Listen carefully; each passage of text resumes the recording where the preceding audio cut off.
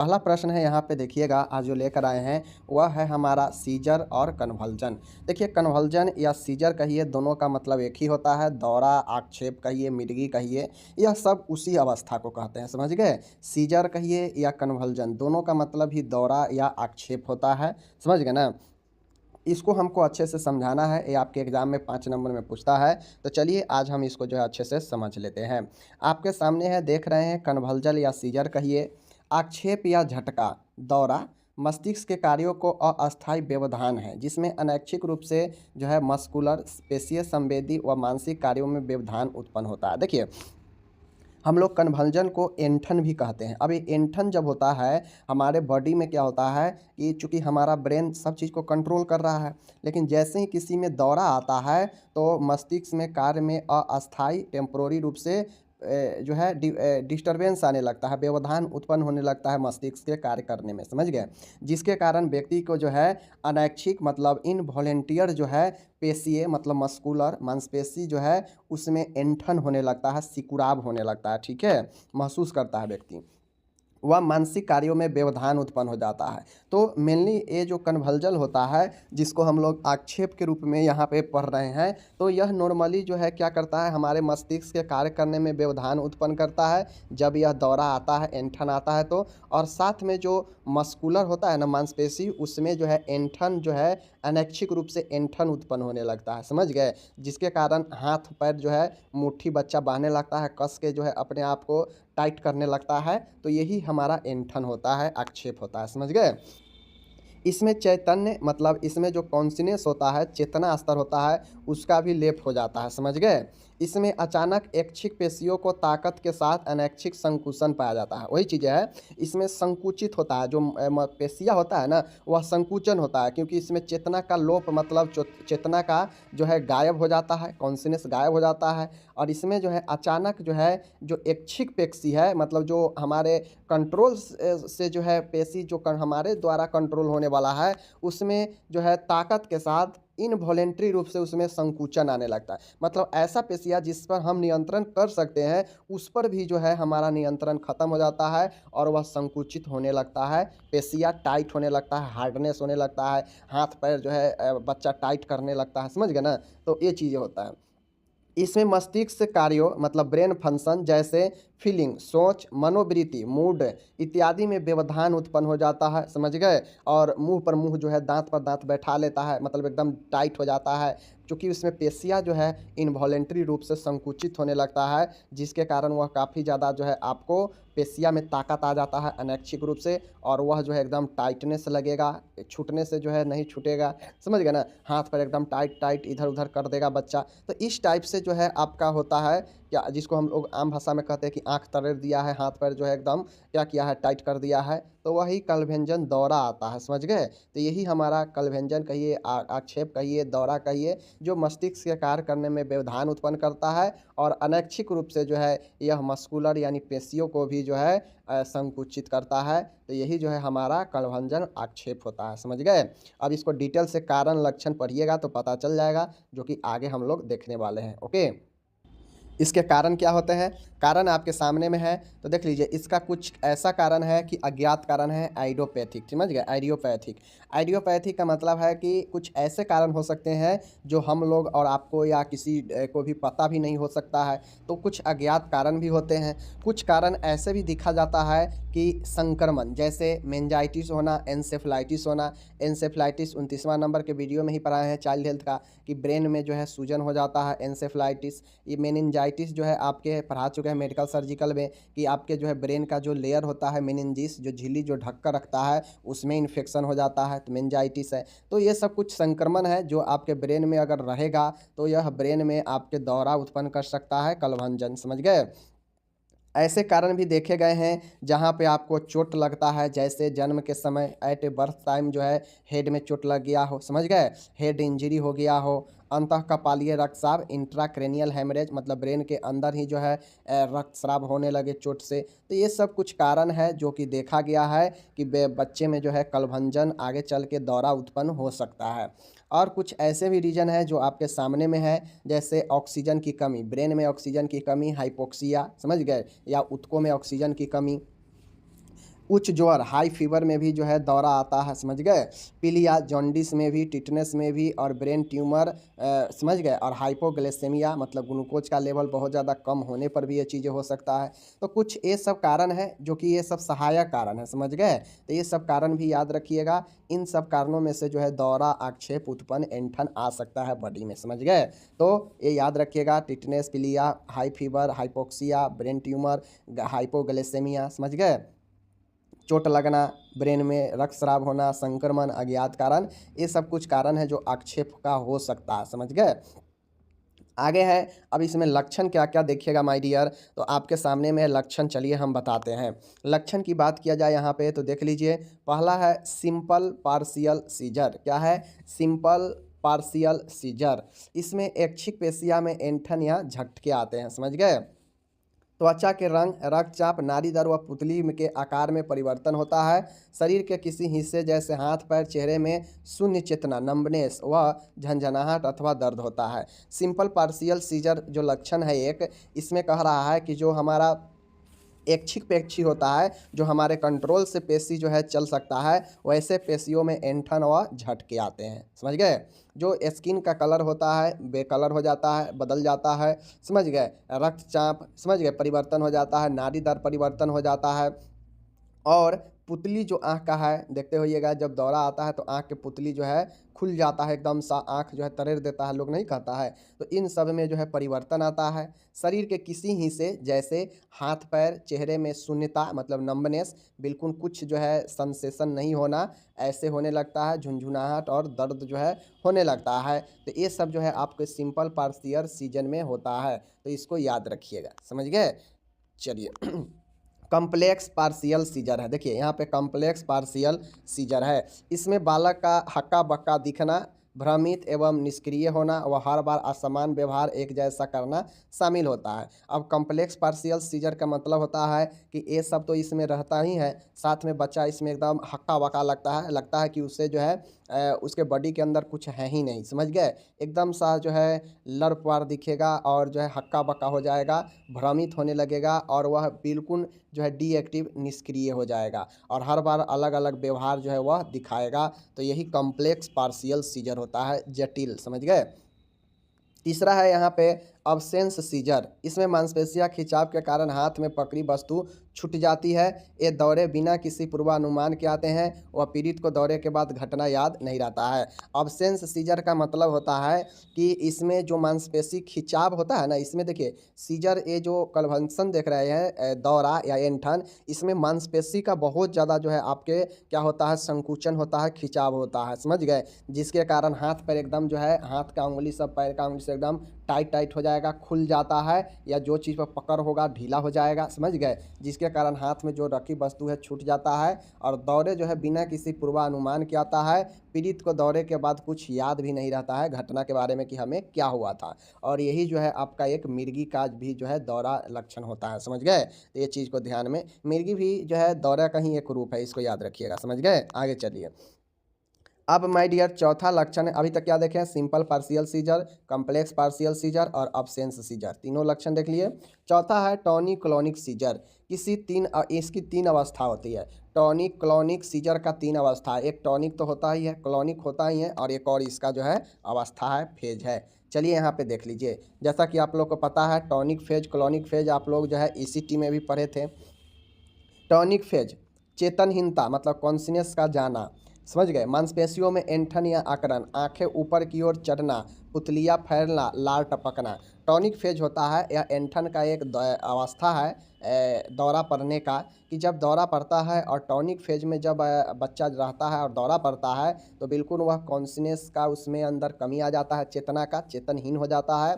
मांसपेशी में ऐंठन व अकड़न होने लगता है, समझ गए। साथ में आंखें उसके खुल जाते हैं, पुतली ऊपर की तरफ आ जाता है, समझ गए, और पुतलियाँ फैल जाता है, मुंह से लार निकलने लगता है। और ये सब आप लोग नॉर्मली देखते होइएगा, जब किसी को दौरा पड़ता है, बेहोशी छाने अचानक से छा जाता है, उसके हाथ पैर से कंट्रोल जो है ख़त्म हो जाता है, तो उस देखते होइएगा मुंह से लार उड़ जो है निकलने लगता है, आँख जो है खुल जाता है। तो नॉर्मली वह एक टॉनिक फेज होता है दौरा पड़ने का, समझ गए। ये सब लक्षण है। क्लोनिक फेज, टॉनिक के बाद क्लोनिक, मुंह से झाग आना, मुंह से झाग आने लगता है, तेज झटका आना, मल मूत्र अनियंत्रित हो जाएगा, असंयत हो जाएगा, मतलब मल मूत्र पर कोई कंट्रोल नहीं रहेगा। 3 से 60 सेकेंड की अवस्था ये होती है। क्लोनिक फेज जो है ज़्यादा कुछ जो है आपके समय तक नहीं रहता है, क्योंकि ज़्यादा समय तक अगर क्लोनिक फेज रह गया तो व्यक्ति के लिए दिक्कत है, तो इसलिए ज़्यादा देर तक नहीं रहता है। और मल मूत्र जो है इसमें असंयत हो जाता है, मतलब जैसे ही यह फेज आता है तो व्यक्ति का मल मूत्र निकलने लगता है, इस पर कोई कंट्रोल नहीं रहता है, झटका तेज हो जाता है, मुंह से झाग आने लगता है, और यह 30 से 60 सेकेंड का ही जो है यह जो है आपका होता है। ओके। अब यहाँ पे है partial phase. Partial phase sorry पोस्टिकल पोस्टिकल फेज होता है अर्ध बेहोशी की अवस्था। पोस्टिकल फेज क्या है? अर्ध बेहोशी की अवस्था, मतलब आधे बेहोशी की अवस्था। उल्टी तेज, सिर दर्द, भ्रम की अवस्था आदि पोस्टिकल फेज होता है। तो क्लॉनिक टॉनिक फेज के 3 अवस्था, क्लॉनिक टॉनिक पोस्टिकल तीनों अवस्था बता दिए। उससे ऊपर भी 3 सीजर का जो है आपका था, simple partial, complex partial, absence seizure. तो 3 3 6 बता दिए, सब में क्या क्या होता है आप लोग देख लिए। अगर जिनको भी ये थोड़ा कन्फ्यूजन लगेगा 2 बार पढ़िएगा, याद हो जाएगा, समझ में आ जाएगा। ओके, तो चलिए हम यहाँ पे शुरू करते हैं। फिर से है ट्रीटमेंट हम लोग यहाँ पे देख रहे हैं। अब हम लोग इसका लक्षण देख चुके, तो अब ट्रीटमेंट देखेंगे। सबसे पहले दवाइयाँ दिया जाता है, एंटी कन्वल्सेंट दवाइयाँ, जैसे इप्सोलिन। इप्सोलिन एक आपका एंटी कन्वल्सेंट दवाई है, समझ गए, जो कि मिर्गी के दौरे हो या फिर आक्षेप हो, इन सब में दिया जाता है। तो पहला जो है यह हो गया। असमानता, जैसे हाइपोगैलेसेमिया, हाइपोकैल्सेमिया, हाइपोनेट्रेमिया आदि के उपचार। अब ये सब कुछ सहायक रीजन है जिसके कारण हो सकता है दौरा आ सकता है, तो इसके लिए हाइपोग्लाइसेमिया, हाइपोकैल्सेमिया, हाइपोनेट्रेमिया, इन सब का सहायक उपचार किया जाता है। निर्जलनकरण के बचाव के लिए ओआरएस एवं आईवी फ्लूइड जो है दिया जाता है, इसका उपचार किया जाता है, समझ गए। नर्सिंग प्रबंध के लिए यहाँ पे देख लीजिए, नर्सिंग प्रबंध, नर्सिंग मैनेजमेंट की जो है सर्वप्रथम जो है यहाँ पे देख लीजिए कि सर्वप्रथम दौरे का अवलोकन करना चाहिए, तुरंत प्रारंभ जो है उपचार प्रारंभ करें। सबसे पहले नर्सिंग उपचार में देखें कि दौरा किस टाइप का आ रहा है, तुरंत उसे जो है उपचार प्रारंभ करना चाहिए। ओके। दूसरा देखिए, बच्चे को सुरक्षित स्थान से बिजली, पानी के स्रोत, दरवाजे, खिड़कियाँ, सीढ़ी आदि से दूर फर्श पर लिटा देना चाहिए, क्योंकि उसके बाद बच्चे को होशो हवास कुछ नहीं रहता है, बच्चा एकदम हक्का बक्का रहता है, वो क्या करेगा उसको कुछ पता नहीं रहता, समझ गए। दौरे की हालात, जैसे गर्दन, हाथ पैर आदि को बलपूर्वक रोकने का प्रयास नहीं करना चाहिए। दौरे के समय को बिना हस्तक्षेप के पूरा होने देना चाहिए। अब जैसे ही किसी व्यक्ति में इस प्रकार से दौरा आता है कि वो अपने हाथ पैर को टाइट करने लगता हो, अकड़न करने लगता हो, देह को जो है फैलाने लगता हो, तो उसको कोई प्रयास नहीं करेंगे कि उससे जो है हम इस अकड़न को और इस जो टाइट हो रहा है, हाथ पैर को टाइट कर रहा है, इसको रोके नहीं। रोकिएगा तो दिक्कत होगा। उसे हम जानते हैं कि यह ज़्यादा देर का समय नहीं होता है, यह अकड़न जो है 1 2 से 3 मिनट का हो सकता है, तो बिना किसी प्रयास को इससे जो है पूरा होने देना चाहिए इस अवस्था को, जहाँ पे वह हाथ पैर ये सब को टाइट करे, अपने आप को संकुचित करे, समझ गए, क्योंकि उस पर कंट्रोल नहीं रहता है, समझ गए। बच्चे के श्वसन मार्ग को खुला रखना चाहिए, आवश्यक को चूषण करना चाहिए, मतलब हाथ पैर जो है क्या करे, बच्चे के श्वसन मार्ग को खुला रखें और सक्शन करे, मुंह से झाग को हटाए, ठीक है। बच्चे को बच्चे को चोट से बचाना चाहिए, उचित सुरक्षा के लिए उपाय करनी चाहिए। अब बच्चे को जो है हो सकता है दौरा पड़ने पर चोट का खतरा रहे, तो उस चोट का ध्यान रखें, चोट से बचाए, समझ गए। छठा है, निर्देशानुसार सभी दवाइयाँ देनी चाहिए, एंटी कन्वल्सेंट दीजिए, एंटी एपिलेप्टिक्स दवाइयाँ दीजिए, जो भी दवाइयाँ हैं डॉक्टर के अनुसार सभी दवाइयाँ देनी चाहिए। माता पिता को मनोवैज्ञानिक सहारा प्रदान करना चाहिए, वह दौरे के बारे में उचित शिक्षा देनी चाहिए, ताकि भविष्य में बच्चे को उचित प्रकार से संभाल सके, ठीक है। तो यही आपका कुछ नर्सिंग प्रबंध है, मैंने आपको बता दिया कि आपका कन्वल्सन या सीजर क्या होता है, आज के वीडियो में यहाँ पे मैंने बता दिया, ठीक है।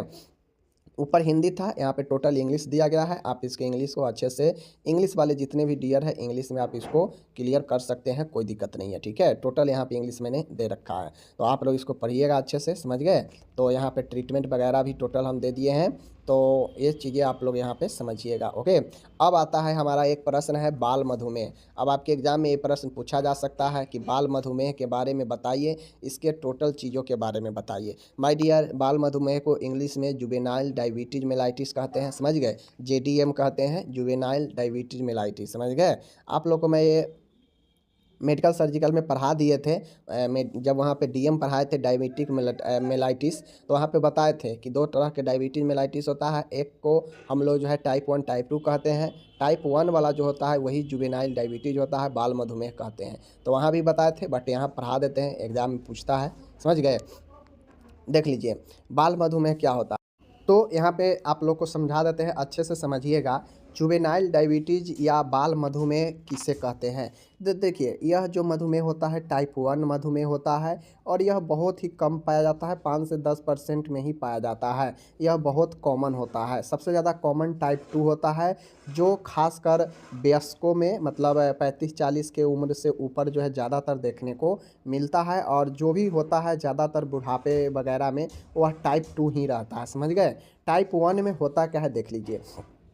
टाइप 1 में होता यह है कि शरीर में जो रोग प्रतिरोधक क्षमता होता है ना, इम्यूनी सिस्टम, वह कम होने से कई अन्य कारणों से भी हमारा पैंक्रियाज जो है इंसुलिन उत्पादन जो है कम करने लगता है। समझ गए। इनमें जो इंसुलिन उत्पादन करने वाला जो कोशिका है, जो अग्नाशय में होता है, जो बीटा सेल से उत्पन्न होता है, वह नष्ट होने लगता है कोशिका, जिसकी वजह से इंसुलिन बनना जो है कम हो जाता है। क्योंकि हम जानते हैं इंसुलिन का सिक्रेशन कहाँ से होता है, पैंक्रियाज से ही होता है, पैंक्रियाज के बीटा सेल से ही होता है। तो वही सेल नष्ट होने लगता है कई अन्य कारणों से, जिसके कारण जो है बॉडी में शुगर की मात्रा बढ़ जाती है। क्योंकि हम जानते हैं कि हम कुछ खाते पीते हैं, वहाँ से ग्लूकोज बनता है, और वह ग्लूकोज हमारे बॉडी को एनर्जी के लिए आवश्यक है। बट अगर यह ज़्यादा बढ़ जाए बॉडी में और नियंत्रण न हो पाए, तो नियंत्रण कौन करता है, यही इंसुलिन जो है हमारे बॉडी में ग्लूकोज की मात्रा को नियंत्रित करता है। अगर यही नहीं बन पाए, यह एक हार्मोन है, अगर यह नहीं बन पाएगा तो ग्लूकोज की मात्रा को कौन नियंत्रण करेगा, जिसके कारण जो है हमारे बॉडी में क्या होता है, ग्लूकोज की मात्रा असंतुलन होने लगता है, बढ़ने लगता है, और इंसुलिन कम रहता है, जिसके कारण ग्लूकोज बढ़ने लगता है और शुगर की मात्रा बढ़ जाती है बॉडी में। तो फिर जाके यही जो है डायबिटीज़ का रूप ले लेता है। माना जाता है कि अगर किसी परिवार में उनके माता पिता को डायबिटीज़ रहा हो, तो उनके बच्चों में इसका खतरा अधिक रहता है। मतलब मानिए कि कोई पेरेंट्स है, उनका अगर डायबिटीज़ है और उनके बच्चा अगर है, तो हो सकता है उनके बच्चा अगर होगा तो ये जो टाइप 1 है, यह टाइप 1 वाला उसमें हो सकता है। तो टाइप 1 क्या होता है, तो इंसुलिन के कम सिक्रेशन या बिल्कुल नहीं होना। तो इंसुलिन कब सिक्रेशन नहीं होगा, जब हमारा पैंक्रियाज काम नहीं करेगा, या फिर पैंक्रियाज यानी अग्नाशय काम नहीं करेगा, या फिर इसमें का जो बीटा सेल है जो नष्ट हो जाएगा, जो इंसुलिन का सिक्रेट करता है वही नष्ट हो जाएगा। तो इंसुलिन को कौन बनाएगा, कौन सिक्रेट करेगा। अब जब इंसुलिन ही सिक्रेट नहीं होगा, तो यही तो ग्लूकोज को जो है नियंत्रण करता है कि भाई ज़्यादा नहीं बॉडी में हो, ठीक है ना। तो यही नियंत्रण नहीं आ पाएगा, तो नियंत्रण कौन करेगा, जिसके कारण बॉडी में ग्लूकोज की मात्रा बढ़ जाती है। ठीक है। लेकिन टाइप 2 में क्या होता है कि वहाँ पे ग्लूकोज की जो इंसुलिन का रिलीज तो होता है, बट बॉडी जो है उसका उपयोग नहीं कर पाता है। समझ गए। तो ये चीज़ें होता है। तो उम्मीद है समझ गए होंगे जुवेनाइल डायबिटीज़ को। चलिए इसके आगे क्यों देखते हैं। यहाँ पे ध्यान से देखिएगा, 2 प्रकार के होता है। एक होता है IDDM, insulin dependent diabetes mellitus, और एक होता है आपका non insulin dependent diabetes mellitus. अब होता यह है कि नॉन इंसुलिन डायबिटीज मेलाइटिस है, तो ये वयस्क बूढ़े में ज़्यादा होता है। समझ गए। क्यों, क्योंकि इसमें जो है डायबिटीज तो जो इंसुलिन तो बनता है, बट इंसुलिन जो है हमारे बॉडी का जो क्रिया है, उसमें जो है इंसुलिन को ऑब्जर्प्शन नहीं हो पाता है सही से। ठीक है। लेकिन फर्स्ट वाला जो है आईडीडीएम, इसमें इंसुलिन डिपेंडेंट डायबिटीज़ इसलिए कहा गया है क्योंकि यह पूर्ण के पूर्ण इंसुलिन पर डिपेंडेंट है। यहाँ पे इंसुलिन जो है किसी न किसी कारण से बॉडी में जो है नहीं बनता है या कम बनता है। समझ गए। जिसके कारण जो है हमारे बॉडी में इंसुलिन का जो है, समझ गए ना, तो ये चीज़ें होता है। चलिए हम आपको यहाँ पे दिखाते हैं, देख लीजिए। यहाँ पे नहीं आएगा। लक्षण की बात किया जाए तो वेट लॉस होने लगता है, ऐसे कंडीशन में वजन में कमी होता है। पॉलीयूरिया होगा, मतलब बहुत ज़्यादा यूरिन होता है, बहुत ज़्यादा प्यास लगेगा। समझ गए। मूत्र में ग्लूकोज की उपस्थिति होगा, जिसे ग्लाइकोसूरिया कहते हैं। समझ गए। ग्लूकोज का उपस्थित यूरिन में। अति रक्त शर्करा, मतलब हाइपर ग्लाइसेमिया। समझ गए। रक्त में जो है बहुत ज़्यादा शर्करा उपस्थित होगा, कॉमा पूर्व अवस्था, प्री कॉमा स्टेज। अब ऐसे कंडीशन में कॉमा का भी स्टेज आ जाता है, उसके बाद कॉमा का भी स्टेज आ जाएगा, प्री कॉमा का भी स्टेज आ जाएगा। डायबिटीज केटा एसिडोसिस, मधुमेह जनित केटो अम्लता, समझ गए, मधुमेह से संबंधित कीटो अम्लता जो है होने लगता है। तो ये सब आपके लक्षण हैं जो कि मैंने यहाँ पे बता दिया। वजन में कमी, बहुत ज़्यादा मूत्र आना, बहुत ज़्यादा प्यास आना, समझ गए, मूत्र में ग्लूकोज का उपस्थिति, रक्त में ग्लूकोज का उपस्थिति, समझ गए, कोमा में जाना, कोमा से पूर्व की अवस्था, मधुमेह जनित कीटो अम्लता। ओके, जटिलता की बात किया जाए तो पहले भी पता है, कैटरेक्ट इसका जटिलता हो सकता है, मोतियाबिंद आँखों की खराबी, तो ये चीज़ समझ गए। अन्य संक्रमण हो सकता है, बॉडी में जो है रक्त शर्करा का स्तर बढ़ सकता है। यहाँ पे देख लीजिए, न्यूरोपैथी, नेफ्रोपैथी, गुर्दा रोग, न्यूरोपैथी, तंत्रिका रोग, तो ये सब कुछ रोग है जो इसके कारण से जटिलता में आ सकता है। निदान की बात क्या है डायग्नोसिस की, तो माय डियर ब्लड ग्लूकोज का टेस्ट किया जाता है, ब्लड शुगर का, समझ गए, ब्लड में ग्लूकोज का लेवल क्या है उसका टेस्ट किया जाता है, यूरिन का भी टेस्ट होता है, ग्लूकोज टॉलरेंस टेस्ट होता है, जीटीटी, समझ गए, ग्लूकोज टॉलरेंस टेस्ट होता है, जीटीटी का टेस्ट होता है। उपचार की बात किया जाए तो ऐसे कंडीशन में इंसुलिन का भारी कमी होता है बच्चे में, तो चिकित्सक के निर्देशानुसार भोजन से पूर्व इंसुलिन इंजेक्शन दिए जाते हैं, समझ गए। और ऐसे कंडीशन में जो है आपके चिकित्सक के निर्देशानुसार भोजन से पहले इंसुलिन इंजेक्शन जो है दिया जाता है, और बहुत सारे ट्रीटमेंट डाइट को जो है परिवर्तन करके इसको जो है हम लोग सही करके रखते हैं। और किसी को अगर टाइप 1 वाला जो होता है जुवेनाइल डायबिटीज़ होता है माय डियर, तो जुवेनाइल डायबिटीज़ में हमेशा जो है पेशेंट में अगर किसी में रहता है तो उसे इंजेक्शन इंसुलिन का लेना पड़ता है, समझ गए।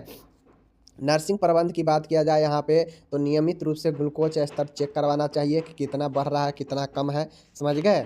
मधुमेह की स्थिति के अनुसार वाइटल साइन को नोट करना चाहिए, समझ गए ना। बच्चे के विकास हेतु परिपूर्ण व पोषक आहार देना चाहिए। भोजन से पूर्व मूत्र में ग्लूकोज के स्तर को मापना चाहिए कि मूत्र में कितना ग्लूकोज आ रहा है। चिकित्सक के निर्देशानुसार इंजेक्शन लगाना चाहिए इंसुलिन का। इंसुलिन इंजेक्शन योजनाबद्ध तरीके से व स्थान बदल कर लगाना चाहिए, एक ही जगह पर नहीं लगाना चाहिए।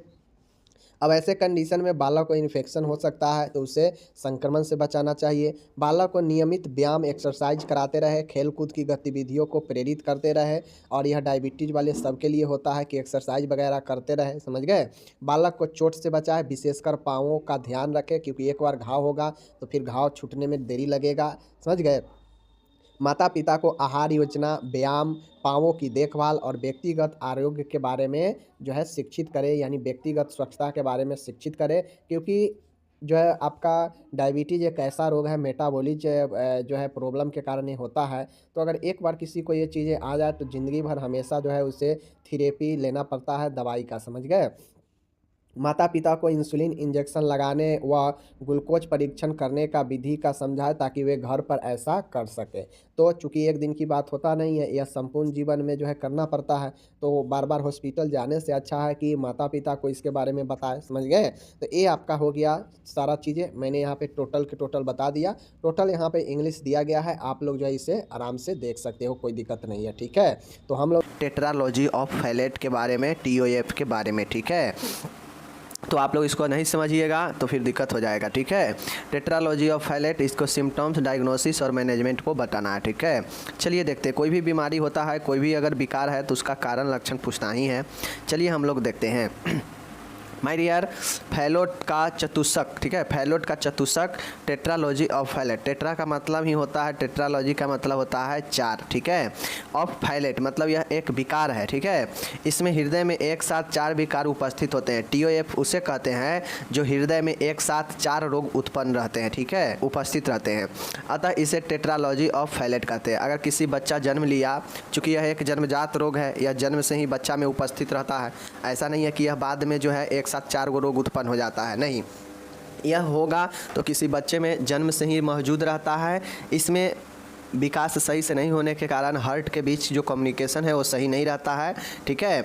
तो इसीलिए इसमें एक साथ 4 रोग जो है उत्पन्न रहता है, और उसी को जो है हम लोग टेट्रालॉजी ऑफ फैलेट कहते हैं, ठीक है। यह जो होता है, अब आप लोग को बता दें, जो हृदय रोग होता है वह 2 तरह के होता है, एक होता है साइनोटिक और एक होता है एसाइनोटिक, ठीक है। साइनोटिक वाला होता है जिसमें व्यक्ति का देह नीला पड़ने लगता है, शरीर नीला पड़ने लगता है, इसमें ऑक्सीजन का कमी हो जाता है, ठीक है, साइनोटिक में, ठीक है।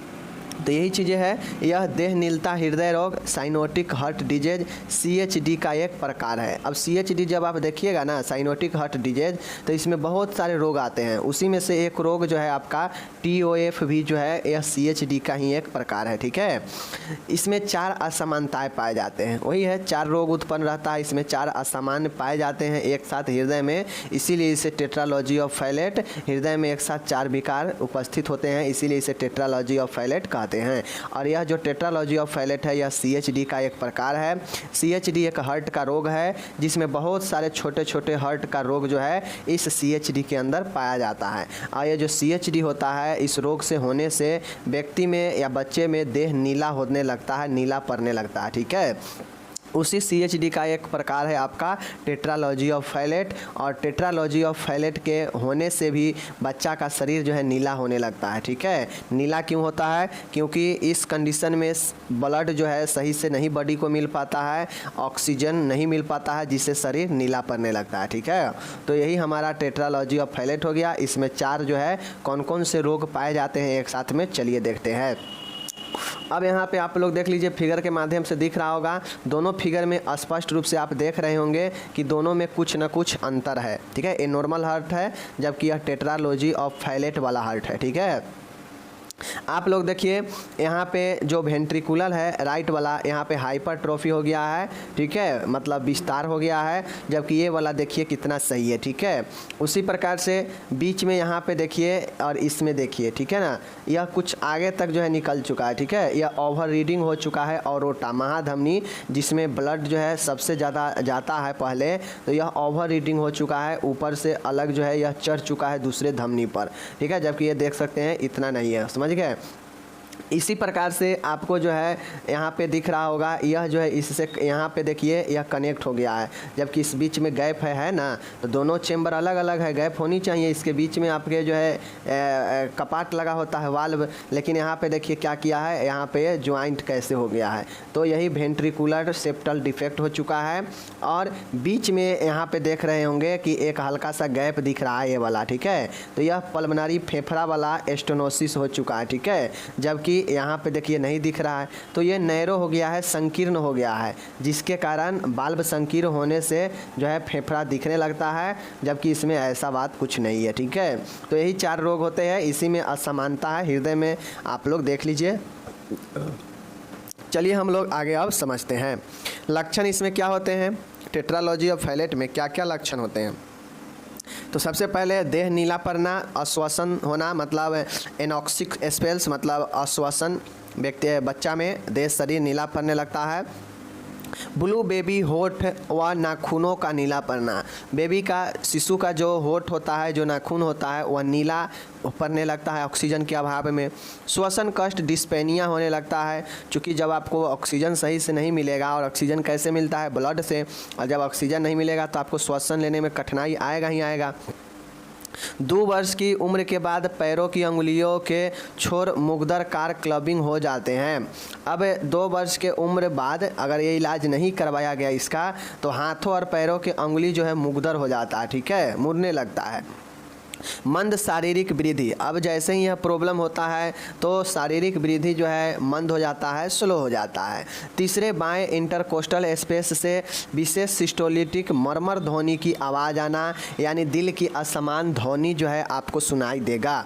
उत्तलापन होना, बहुत जल्दी थकान होना, सांस लेने में तकलीफ, तेज दिल की धड़कन, ठीक है, बेहोशी होना, खाने पीने में समस्या होना।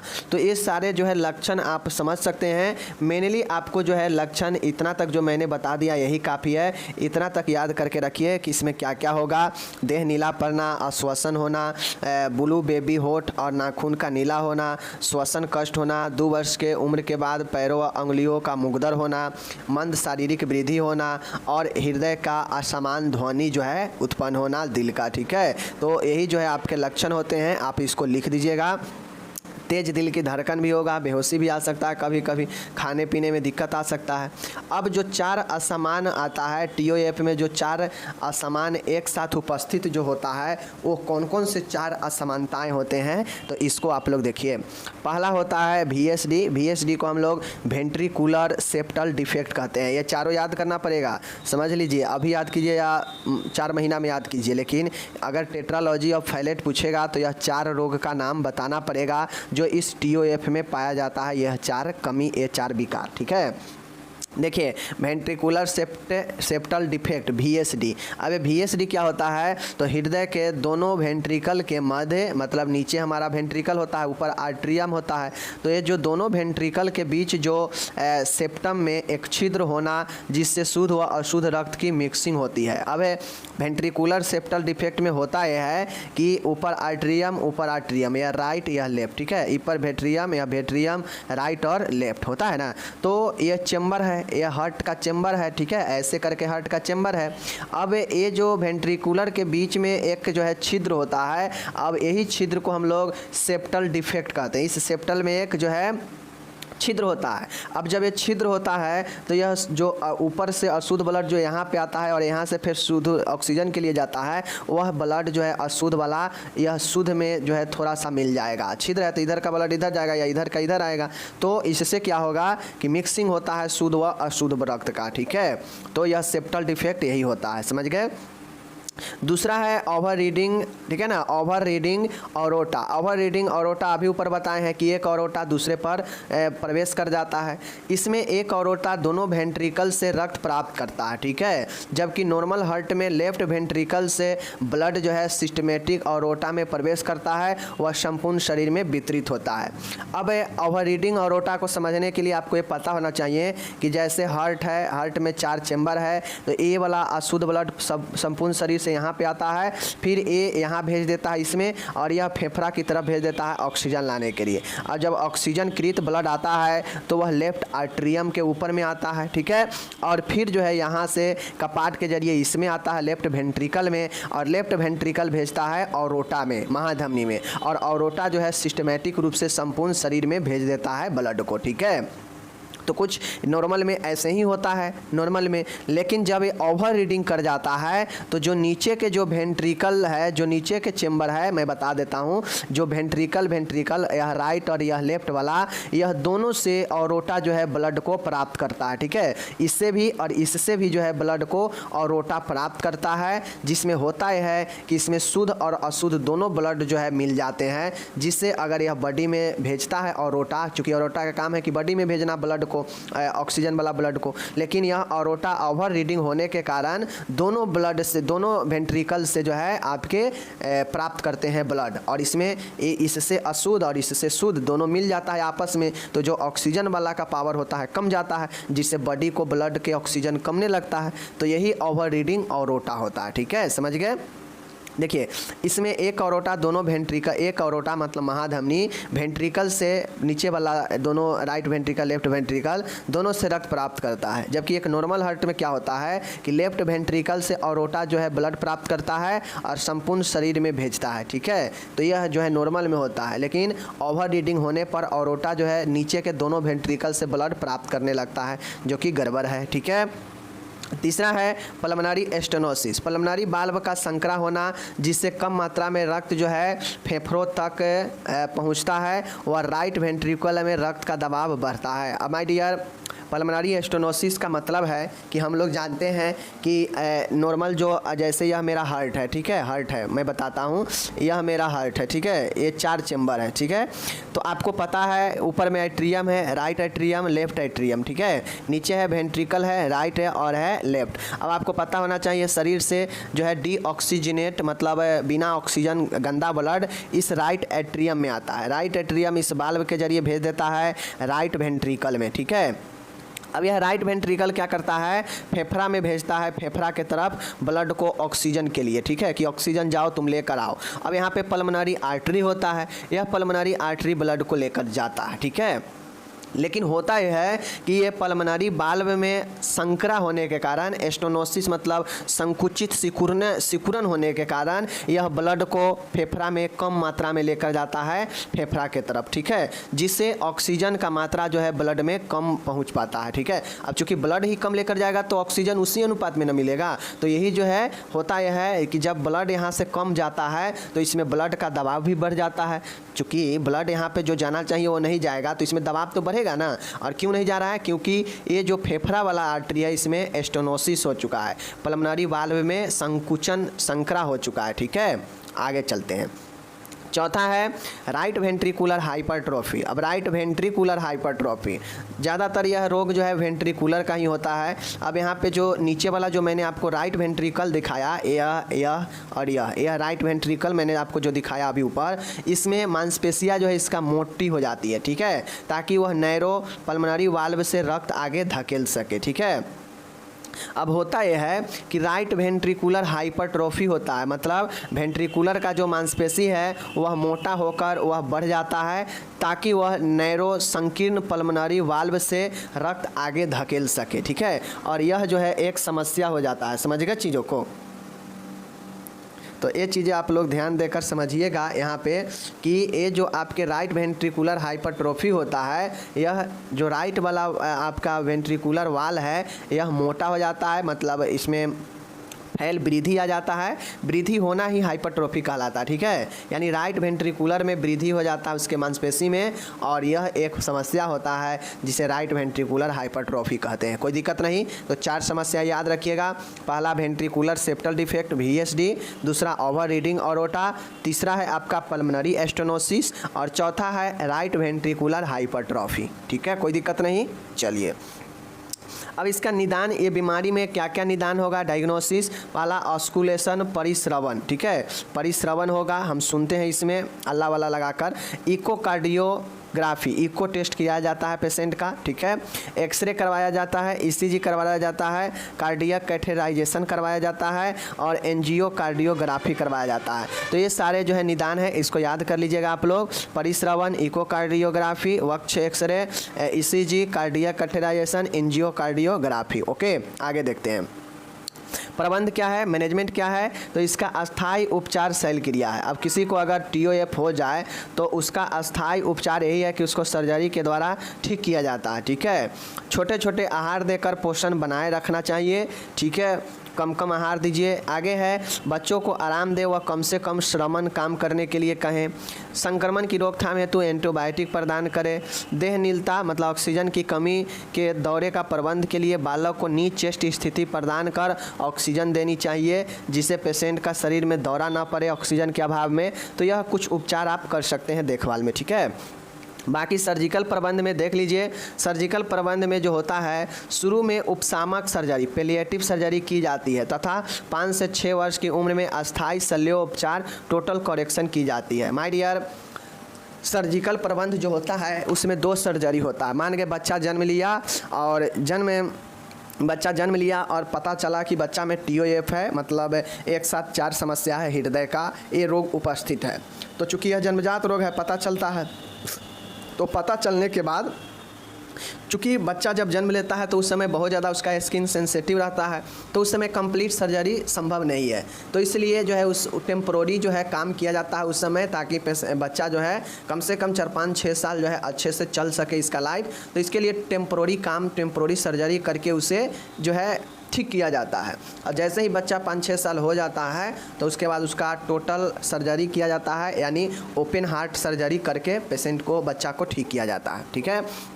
तो यही है उपशामक यानी पैलिएटिव सर्जरी, एक टेम्पोररी सर्जरी होता है जो क्या किया जाता है, ठीक है। और 5 से 6 वर्ष में टोटल करेक्शन, जिसमें ओपन हार्ट सर्जरी किया जाता है। पहला है पैलिएटिव सर्जरी, उपशामक शल्य क्रिया।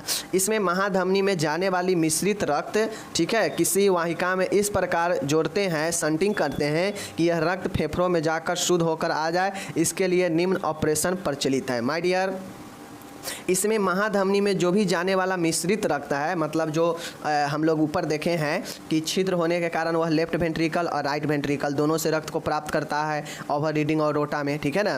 तो मिश्रित जो ब्लड है जिसमें शुद्ध और अशुद्ध दोनों वाला है, तो इस महाधमनी को हम लोग इस प्रकार किसी वस्कुलर वाहिका से जोड़ते हैं ताकि जो फेफड़ा में ब्लड शुद्ध होकर जाए और फिर बॉडी के लिए शुद्ध होकर आए, ठीक है। तो इसके लिए कुछ निम्न ऑपरेशन प्रचलित है, ठीक है। इसके लिए ब्लेड लॉक टॉसिंग शंटिंग किया जाता है, पॉट्स शंट किया जाता है और वाटर स्टोन शंट किया जाता है। इस शंट का मतलब है कि जैसे एक नली ए है, ठीक है, और एक नली ए है, तो शंट का मतलब होता है कि इस नली से इस नली को जोड़ दिया जाता है, शंट कर दिया जाता है, जिससे इसका ब्लड जो है इस शंट के द्वारा इसमें आएगा, ठीक है ना। तो यही शंट होता है, ठीक है।